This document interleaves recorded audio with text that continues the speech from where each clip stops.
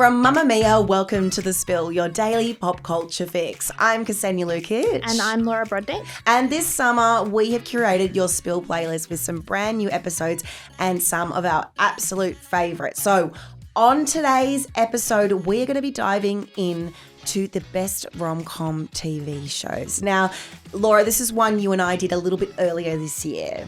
Yes, so we did this off the back of Lena Dunham's new rom-com that came out this year, Too Much, and it got us thinking about other TV rom-coms that, I don't know about you, but I watch over and over and over again. Some of them you have heard of, I'm sure. Some of them you definitely haven't. But if you're looking for something to watch over the holidays, I feel like this would be your list. Yeah, and this particular episode is one where you got very, very upset with me with my lack of TV show knowledge, mainly due to the fact that I didn't know about Emily in Paris. I wasn't you didn't know about it, you hadn't watched it. It's a cultural hit. Yeah, there was also a bit about Gilmore Girls in here too. I really got a flogging in this episode. Oh, God, I think I might have blacked that out, that whole conversation, because I can't deal with girls naysayers. You were so disappointed in me. I still am.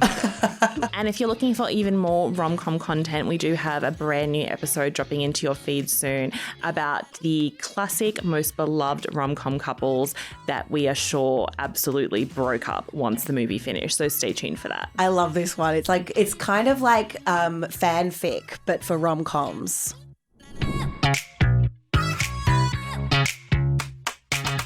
From Mamma Mia, welcome to The Spill, your daily pop culture fix. I'm Laura Brodnick. And I'm Ksenia Lukic. And coming up on the show today, oh my God, guys, you might hear the excitement in my voice. I have been dying to do this episode for so long.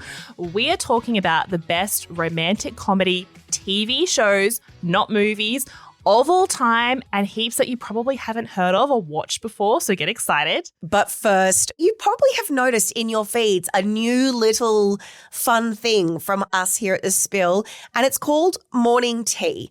Now, Laura, this has been in the works for quite a while. Can you kind of explain to our listeners what this is? Yes, this has been in the works for a while. And the story behind it, I'm trying to get emotional here. The story behind it actually really, really sweet, because Morning Tea is a new roundup of celebrity gossip, news, headlines that drops into the feed now every morning at 8 a.m. on Monday to Thursday. So Friday mornings are still weekend watch, but Morning Tea is there Monday to Thursday. It's hosted by the incredible Ash London, who I feel like she needs no introduction. One of the biggest radio stars Australia's ever seen. She's also co-host on The Spill many times. She knows every single thing about pop culture, celebrity, entertainment, music, everything. She hosts that. And the reason we've introduced this little extra show that pops into your feed in the morning is because, and this is why I get emotional, because this podcast has been around for nearly 6 years now. Myself and so many other people over the years have put all of our blood, sweat and tears into making this show. And what's really lovely about that is that our audience has grown so significantly, especially in the last few years or the last year, over 40%. Like, our numbers are through the roof, and that just makes me so happy that everyone loves this show so much. It's so nice. And also just the community of people that we have, and the people who message me saying that The Spill's like a bright spot in their day, or it's like their little treat of the day, or they listen to go to sleep, or they listen to it when something sad is happening in their lives and they want to hear us prattle about romantic comedies. Like, it's so nice. And so what we've been getting as our numbers have been getting bigger and bigger and bigger is this demand from listeners who have messaged us, emailed us, commented on our social, called us on the pod phone and left voicemails, which you can do. We'll put the link in the show notes. We love your messages. And what they've been saying is that we want more content, more episodes, to the fact there's one particular comment that we got on one of our Spotify episodes. Do you want me to read it for you? Yeah, please read it. Okay, I'll read it. Because I've only been working on The Spill for maybe like 6 months on and off. I do feel like I'm kind of ringing in to like celebrate with you guys, but I'm really proud of you. You've done so well. Yeah, you're part of the Spill fam now. Once you're in, you're in. I know. We're like the mafia. No one gets to leave. But you guys have been working so hard on this show. So one of the listeners, this is so you can listen to the compliment and really like let it marinate. Mm-hmm.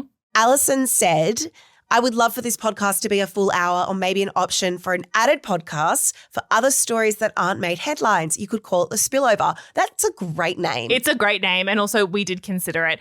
But also this message from Alison, which is so lovely. Also, I've also been pushing for The Spill to be an hour every day, but it just hasn't got across the line. But what we've been getting from listeners like Alison and so many other people is like they just want more and more and more content. So that's what Morning Tea is. So the idea is that you wake up in the morning, and as you're getting ready for work, exercising, commuting, looking after your kids, or maybe just lying in bed and having a lovely slow morning, the first thing that you're going to do is open up your phone and listen to Morning Tea, because it has got all the biggest headlines, all the biggest stories. It's a little bit of scandal. It's a little bit of humor. It's a little bit of lightness, and it just gets you ready for the day. And it's a quick little... Yes, it's 4 to 5 minutes. So it's really is just the headlines to really, because as we know, mornings, you got to be sharp. You got to be organized. You got to get things done quickly. And so that is the way to start off your morning, with Ash London's beautiful voice bringing you all the goss. And then 3 p.m. every day, Monday to Friday, the main Spill show is still dropping into your feed. In the afternoon, we'll do a big deep dive. We'll do some analysis. We'll bring you some stuff, some gossip we probably shouldn't say out loud. Laura but we will give you a history lesson. I'll give you a history lesson. So sexy of me. But we'll also touch on so many different things. And of course, the main Spill show will still have all of our normal TV and movie bits and interviews. Weekend Watch is still there. So it's all the stuff you love from the Spill, but just this extra hit of Morning Tea, first thing in the morning, 8 a.m. So as always, we love you guys telling us what you love about the Spill. So let us know what you think of Morning Tea, what you're loving about it. And as you can see from Alison's comment and the many other people, you send us a comment and say, we want an extra show. We will make it. So guys, keep asking. You never know what's going to happen. Now, what I love about our Friday shows is that we usually do like some recommendations, some of our favorites. It's all about like a deep dive. Now, you have been suggesting this incessantly on our channels for weeks and weeks and weeks. And we finally had to say today, okay, Laura, for God's sake, we'll do it. Now, this is the best romantic comedy series of all time. I'm going to give you a couple of my favorites, which are more well-known. And then you're going to give us the ones that we don't know. Yes. And I should say before we jump into that, so that is how we're going to do it. Yeah. What is a fun, frivolous Friday episode about love and romance without some rules? Yes. Rules is what I bring to the event. I was about to say, Laura will now come in with her rules. Because this is what you want from a pop culture podcast. No, just to define things. So obviously we are talking about TV romantic comedies because as you would have heard in our Weekend Watch episode this morning, Lena Dunham's new rom-com has just come out on Netflix, Too Much. Even though it's a rom-com and a drama, Lena Dunham said her catalyst for making the show was as a bit of a love letter to the romantic comedies she grew up watching and all the movies that she loved. And so that got me thinking that we always talk about romantic comedy movies. And obviously there's so many incredible romantic comedy movies out there. But I feel like we don't talk enough about romantic comedy TV shows, and they are also very, very important. So that's what we're going to do today. So we've defined a romantic comedy TV show as obviously something that is a comedy that has lightness and frothiness to it, but something where the love story is the central driving part of the show and it is the end game, and you do get that love story payoff at the end. So that is how we're defining a romantic comedy TV show. Okay, I'm going to start with one that is on the newer side. It only came out last year on Netflix. Nobody wants this. Never heard of it. Except for the 15 podcasts we did about it. I know we've talked about it a lot. So we don't have to go too much into it because I know probably everyone's over it. But it would be remiss if I didn't mention it because I think it fits the genre. What did you love about it? We've never talked about this before. Oh, we haven't. I really loved the comedy. I liked the cross-cultural development of a love story that's not like a typical love story. And something centered around religion is not something that we really see very often. This agnostic woman going for this Jewish rabbi. Yeah. I just thought it was a really interesting take. I also really liked the side characters. Like, so good. One of my favorite characters is Sasha, played by Timothy Simons. I don't know if you ever watched Veep. Did you watch Veep? Yes. He was in Veep. He was Jonah in Veep. Yeah, and so good. It's just, he's such a great character. He's so funny. And the new season is coming out in October. Oh, yes. Our calendars are marked. Yes, so we don't have long to wait for season 2. But I think in terms of fitting your rules, it really nails it. It really does, yes. The other one that I wanted to do is one that is a bit older. It wrapped filming in 2018 and it's New Girl. My God, New Girl is just one of my ultimate comfort watches. But I think what it doesn't get enough credit, maybe it does, but like the hardcore fans know that as much as that is an incredible ensemble comedy, it's the love story that is so perfectly done. Romantic comedy writers dream of a love story like that. And, you know, there's all these stories about, so Elizabeth Merriweather created the show. Yeah, love her.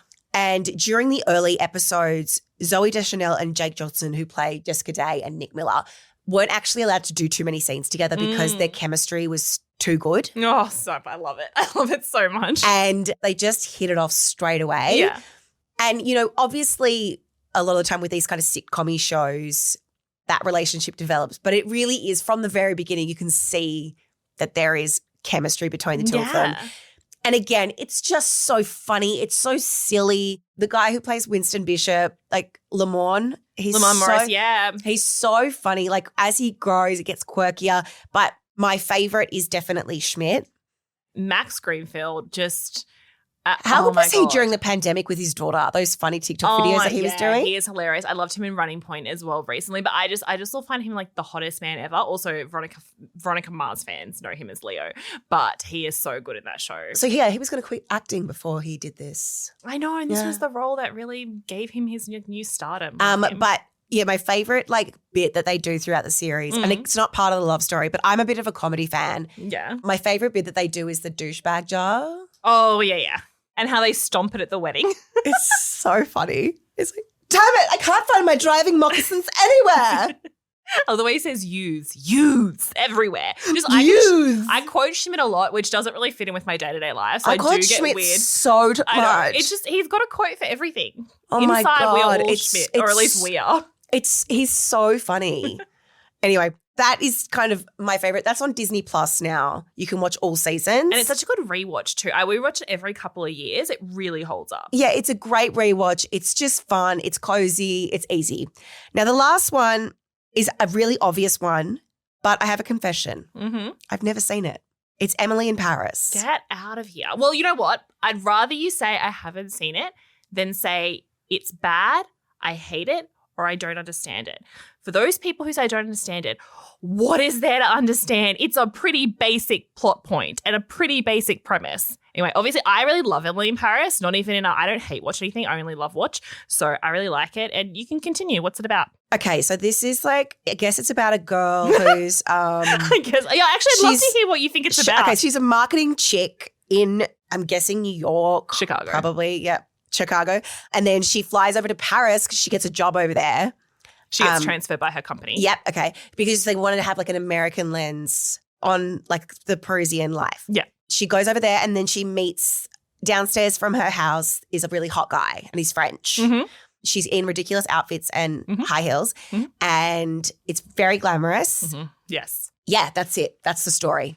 I mean, that is kind of the story, but that's what it's meant to be. Like, I just find Emily in Paris just so beautiful to watch. It does look really pretty, I will say. I think you would really like it. Like, yes, there's some silliness to it, but it's meant to be a silly caper. It's also not meant to be for French people. They would never watch it. I think most of them don't even know it exists. It's for the basic girls like us. No, but I love Paris and I pride myself on being very Parisian.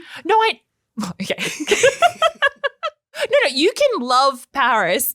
Also, her version of Paris is obviously like an American idealized fantasy to an extent. But whenever I go to Paris, I don't think of Emily in Paris. Like they're two kind of separate things, except for the fact that she goes around to a lot of the very touristy sites and loves them. And I also feel that's what you do when you go to Paris for the first time. And there's no shame in that. There's no shame in seeing the Eiffel Tower or the Louvre or something and getting excited because that's fine. When you see that for the first time, you should be excited. Otherwise, you're dead inside. Do you know there's a thing called Paris syndrome where people go to Paris with such high expectations and when they go outside of some of the city centres and they see the rubbish and they see the normal houses, people have been hospitalised over Paris. That's a true fact over Paris syndrome because the shock and the disappointment of this world that they built up is not there anymore. Are you kidding? Paris is my favourite city. I love Paris so much. No, Paris is also, I mean, I know, this is one of my favourite cities too. No one's ever said that before. But I guess there are parts of it that don't look like Paris. But I think if you're going, look, outskirts of Paris is very different to being in like where the Champs-Elysees is and it's like very bougie and expensive. Obviously, if you're going into the, outer arrondissements, it's a bit different. I think it's a point of pride for me that I haven't seen it because 2020 to 2025, it's had so much hype. And the fact that I've gone this long without watching it, I can't start now. I understand No, I don't understand that at all. I just think that if you want to watch it and it's this lovely, frothy, romantic comedy-esque TV show, you should just watch it. That's not the thing to kind of get hung up on, is all I would say. Some people don't like it because they think it's silly, and like, yes, it is silly. It's also not meant to be a drama. I don't mind silly. I like feel good silly. It's my favorite. I'm really big on having like very kind of soothing TV shows, especially that I watch like Saturday and Sunday morning. I've got a ban. None of my friends are allowed to ask me to brunch or breakfast anymore, call me, talk to me, go near me, because that is my calm time where I wake up whatever time I want and I go out to my living room and I have all my bunches of fresh flowers. I light my candles. I know you have children who can't do this. So much, Laura. Well, one day you come visit me. We can. I know, but it's my choice. I'm the one that apartment. had kids. Well, this will come back around, different seasons for different parts of life, and I'll make my beautiful coffee. And all I want to do then is watch something very soothing that's beautiful and that just like looks lovely on screen. And Emily in Paris is really that show. And also, there are some great performances in there from Lily Collins, who plays Emily Cooper, does the part that she's meant to play. Like, she does that fine. But a lot of the side characters, all the people who work in the French office, Sylvie, incredible. Mindy, incredible. Like, there's a lot to love about it. I'll watch it. Okay, so now that we've gone through some of the obvious choices, do you want to take us through some of the ones that we most likely haven't seen? Yes. This is the moment I have been waiting for. Okay, so the first one I wanted to bring up is a show that I absolutely fell in love with when it came out back in 2019.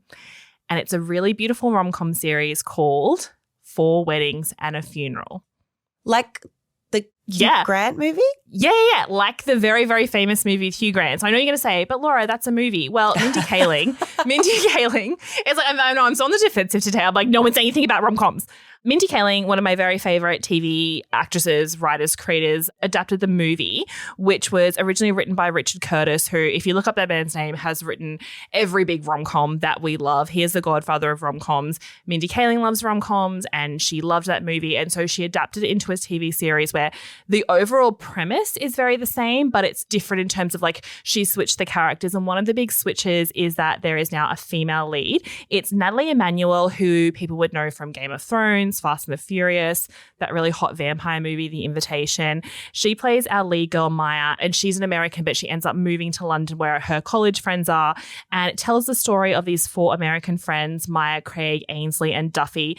And they reunite for this very fabulous London wedding. Something happens, and then it follows them over their lives of the next year that tell all of their different love stories. And it's just this beautiful, like, if you just want to watch something like really frothy and lovely with incredible dialogue that's set in London and is really beautiful to watch. The performances are so good. Mindy Kaling's script is like 10 out of 10. And like, you don't have to have seen 4 Weddings and a Funeral, although you should watch that. It's a great movie. What's it streaming on? It's on Prime Video now. Okay. It wasn't when it came out. So yeah, it came out so many years ago. And anytime people message me, because I get so many messages, mostly from spillers on Instagram being like, oh my God, Laura, it's Saturday and I need something to watch. And they always want like often like just an easy to watch TV show. And 4 Weddings and a Funeral, the TV series, is always top of my list to send because I just know so many people haven't watched it.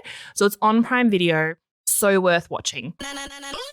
The next one I wanted to recommend, since we're talking about Mindy Kaling, is The Mindy Project. Aww, have you seen it? I have seen it. Isn't it this? Oh my God, I'm so glad you've seen it. Yeah, if you I've only seen a couple of episodes though. Okay. I am not like super deep into it, but I do love her. Finding out her whole history on The Office and how she was a writer with BJ Novak and like that, her whole lore is so great. She's incredible. And she's so funny in The Office. And I do really like the Mindy Project. I don't have a lot of time. This is the great thing about working with you is I just put all of these things in my mind box. Yeah. And one day you'll be a mind box. Yeah. Also known as brain. Yeah. But for you, it's a mind box. Today it's a mind box. So the Mindy Project, yes, it was created, written and starring Mindy Kaling. And again, I don't say this lightly, it is one of the funniest TV shows I have ever seen, but also it's very romantic comedy centered. So Mindy Kaling grew up loving romantic comedies, but she always thought there was no one who looks like her as a woman of Indian descent.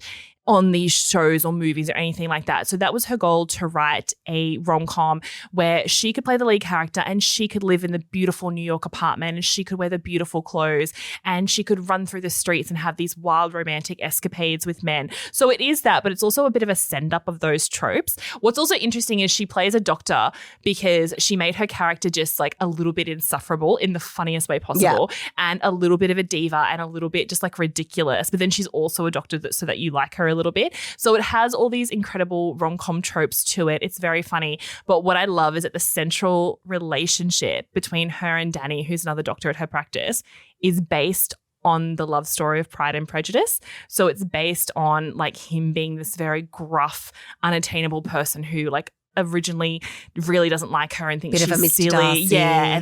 And then their relationship really evolves. And again, not to spoil it, but like, you know how like when you're watching a couple get together and like you can tell it's going to happen and it's building and it's building. Yeah, we love a building. hate to love story. You know? Haters to lovers, Haters to my lovers. favorite trope. Great trope. So good. And like the build up and the moment they actually get together is so worth the hype. So the Mindy Project, you can watch it on Prime Video if you haven't seen it. It's got 6 seasons as well. So Yeah, you can really like get into it. It could have been 15, would have watched it. Okay, another one I wanted to chat about was an Australian show actually that has 2 seasons out on Binge. I don't know if you've watched this one, Colin from Accounts. No, I haven't, but I should because I always see clips of it and I feel like it's really good. So freaking funny. So it's written, created, directed, starring Harriet Dyer and Patrick Brammall, who are... I love Harriet Dyer. Yeah. I've interviewed her a few times and she's amazing. Yes, and she's incredible. Patrick Brammall is also so funny. So I should watch this. Because did you ever watch the one with Matt? Oh, The Wrong Guy. Yes. Yeah. I actually found that quite She plays good. Stevie in that. Yeah. She's so funny. Yeah, she's an incredible comedic actress. We're both from Townsville, so, you know, connected. So in this show, Colin from Accounts, so yes, Patrick and Harriet together in real life, they created this show together. And in it, Harriet plays a woman called Ashley. Patrick plays a man called Gordon. And they have this incredible meet cute. So a meet cute is the moment in the movie of how your 2 romantic leads will meet and fall in love. So Colin from Accounts is about that, but also what happens when it goes terribly wrong. So in this, you've got Gordon. He's driving his car along. Harriet Dyer's character, Ashley, walks out in front of him across the road and she sees him. They make eye contact. It's all a bit cute and sexy. And then she just flashes a boob, just a casual flash of the boob, just to be a bit saucy and fun. And he sees her and he gets so distracted that he runs his car off the road and smashes into a dog. Okay. Which terrifies them both. And so they both take this dog to a clinic. His back legs are broken. He ends up being one of those little dog wheelie things. At the premiere, they had a dog and he wasn't the wheelie thing. And I'm like, that's probably a good thing because that would have been very stressful for him. And then they kind of have to come together to look after this dog. And as they do that, they start to fall in love. And it's just like such a funny, it's so Australian, obviously, because it's an Australian show, but it's just so quintessentially Australian, so funny. Their chemistry is amazing, obviously, because they're married with children. But it is, again, one of those shows that I watch it and I just sit in my apartment laughing out loud. But it's also really cute watching them fall in love. I mean, 2 great Aussie actors. I actually really love that you put an Aussie show in there. I just feel like it's really defined what a really modern rom-com can be. So there's 2 seasons out now. They're on Binge. I would watch 10 more seasons of this show.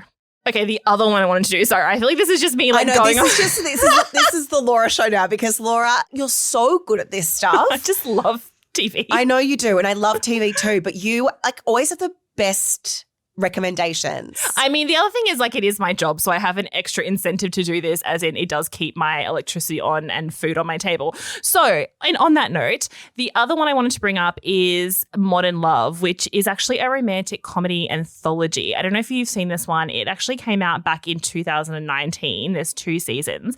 And so it's an anthology series, so every episode is its own contained story, which I think is also great, especially if you don't have a lot of time, because you could sit down and watch one half-an-hour episode once a week and it's its own contained story.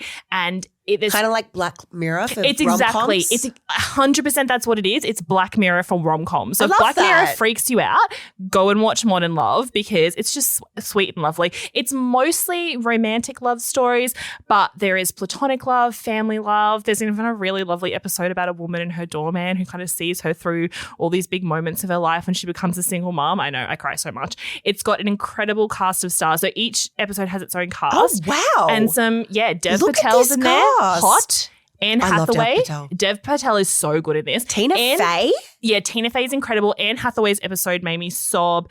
Anna Paquin, Andrew Scott's in an episode, Minnie Driver. It's just so incredible. And what it actually is it's based off the Modern Love column in the New York Times, which is a very, very famous column. It's been going for many, many years. I read it online a lot. And it's a weekly series where they publish all these personal essays about love and relationships. And it's just real people's stories that feature in this column. And it's so beautifully done. It just tells all these little pockets of life. And over the years, it's become really famous. And there's podcasts about it. Now there's this TV show. So every episode of Modern Love is based on real life people, on these people whose stories appeared in this column. Isn't it wild how 2019 it came out. This is not really well known. Yeah, I feel like it was very buzzy at the time, but I feel like, and especially because the first season had a lot of big names and then the second season came out quite quickly afterwards. But I do feel like it's one of those shows like 4 Weddings and a Funeral where there was a hit of buzz and I feel like it's really fallen off people's radars. Yeah. And so Modern Love, I can't speak highly enough of it. There's so many episodes I still think about all these years later and there's frothy episodes. There's some episodes that just made me sob. It's, really beautiful. It's on Prime. It's on Prime Video. Yeah. So highly recommend because again, little self-contained episodes. Do you know why I think it hasn't really hit? Yeah. Because Prime wasn't that big when this came out in Australia. It wasn't a massive streaming service yet. So I feel like maybe that's why a lot of people might have missed it. Yeah. So I'm sure if you have a Prime subscription now, you can go in and watch it because it's all just sitting there ready to watch. Okay, one more because I just feel like I can't finish off this episode without talking about one of my favorite shows of all time. Heart of Dixie. I can't. I'm sorry. Really? No. Really? No. Why? Why, Ksenia? No, I watched 5 seconds and I hated it. Well, of course, 5 seconds. Also, of the pilot, you should know that a pilot is not always a reflection of the real show. It was too no. It's so sugary in the best way possible. Too sugary, too American. So American. I can't. Everything I sorry. want in a rom-com. Sugary, American, starring Rachel Bilson. I have watched all 4 seasons multiple times. I know. And I'm here to tell you that, and so many other women in this office do. I know. And look, I know that I'm going to get raked over the coals by this. I know it's very popular. I just think you have to watch more than a few seconds. So again, Heart of Dixie. This is so stressful that you haven't watched it. And not that you haven't watched it, that you're just not even giving it the kudos it deserves. But Heart of Dixie is about Rachel Bilson, who, again, incredible actress who really can lead a rom-com. That's her niche. She's a good leading lady. She plays Dr. Zoe Hart. And yes, she is a heart surgeon living in New York. Very, very fancy. It's not trying to be at all subtle in any way here. And she misses out on this huge job opportunity because her supervisor at work tells her that even though she's called Dr. Hart and a heart surgeon, she doesn't have a heart. She has no bedside manner. So he tells her to go and work as a GP for a year and then come back to the hospital and she'll have a chance. And then she can't find a GP job because obviously they're all filled for the year. And then she remembers that this strange old man in a suit has been coming to her graduation and her events and stuff for over her life and keeps offering her a job, writing to her a job and saying, I own a medical practice in a tiny little town called Bluebell in Alabama and I'd love to hire you. And she was like, okay. So she gets on a plane and then a bus and takes all her fancy clothes out to this tiny little town called Bluebell, only to discover, this is all the first episode, it's not a teaser. This is why I hate it. Only to discover that the man who gave her the job is actually her father, who she didn't know, and he's just died. And then she stays in the town to be the doctor. And it's this whole fish out of water thing because she's like a big city glamorous girl. And it's a little town where they still dress up. It's like Sweet Home Alabama. But completely on steroids. Without Reese Witherspoon in it. Yeah, but Rachel Bilson is so good in this. And also, it's got these amazing side characters. Obviously, Gilmore Girls is so much of a better show, but the town of Bluebell mirrors the town of Stars Hollow in a way of I didn't like Gilmore Girls no, either. shut, no, I'm sorry. we're not doing, no. I'm sorry. No, I'm sorry. No. I'm sorry. I'm sorry. Okay, listen. You might as well, you just trashed my family. Okay, do you know that? Did you watch all of Gilmore Girls? No. You watched 5 seconds of it? No. I watched a season. Listen, I don't hate it, but that's not I'm so sorry. You should see how upset Laura looks at me right now. It's one of my favorite TV shows all time. I know. I understand, Laura, and I'm really sorry. I really do apologize. The TV shows that I really love aren't really dramas like that. Okay? I'm like Parks and Rec or Veep or Brooklyn Nine-Nine. So it's just not my type of show. I'm really sorry. I've watched it, but I'm just not obsessed with it. Okay, I can't So relate. I the- like, I try and keep a less good version of that, and like really sugary American. I don't like that. No, I'm just trying to say, okay, maybe this is not for you, but the people who love Gilmore Girls, people with humor, heart, and soul, those people who love the town of Stars Hollow and the fact that they've got the little quirky town square and all the different characters that live in it, if you like that, that is also in Heart of Dixie. I should also say it's got one of the best performances from like a side comedic actress who becomes a leading lady, which is Jamie King, who plays Lemon Breland. And I think out of everyone, you would like her because she comes off like, oh, she's this sugary, sweet debutante, but she is an evil mastermind. She's so clever. She's so like manipulative, and she very much becomes the lead character as the shows go along. Also, it's got my favorite thing in a love story. It's got haters to lovers and a very unexpected love story. The whole time you're watching Heart of Dixie, they're setting up, this is the main love story, this is the main love story, this is the main love story, and it changes, and it's the best payoff. But if I'm going to watch like a fish out of water series, I'm going to watch like Ginny and Georgia. Honestly, I can't get behind Ginny and Georgia. Oh, really? No. Oh, I really like it. It's good TV. It's just, it hasn't sucked me in the same way. Oh, I like it a lot more, like at least because it's got like a bit of quirk to it. Yeah, I mean, so do these shows. You wouldn't know because you haven't watched all of them. Oh, so God. That's that. So Heart of Dixie is on Stan, and there's so many episodes. And I just also, again, if you're looking for really comforting, lovely TV, I have watched every episode so many times. It's just really good. It's got a really good cast. And also, please don't hate me and send me death threats, okay?